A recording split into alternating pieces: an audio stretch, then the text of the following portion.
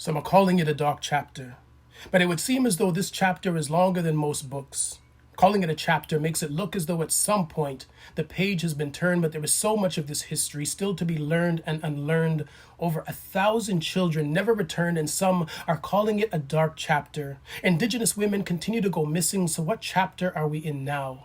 Will we continue to bury our heads in the sand, whitewashing history like how bodies were whitewashed, trying to remove the Indian, making them more Canadian, more Catholic, more white, disappearing without a trace if they held on too tightly to their identity? Who'd miss an Indian who never returned home?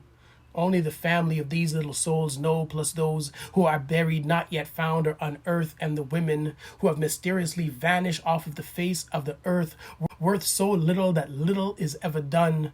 We lower flags. Faster than we lower our heads in shame, we speak of reconciliation while ignoring the trauma and pain Indigenous communities still face today. May our land acknowledgements also acknowledge those buried in it, those neglected, murdered, and forgotten. May we remember those who led mass, where they asked for forgiveness and prayed, standing on pulpits built on mass graves. They call this the dark days.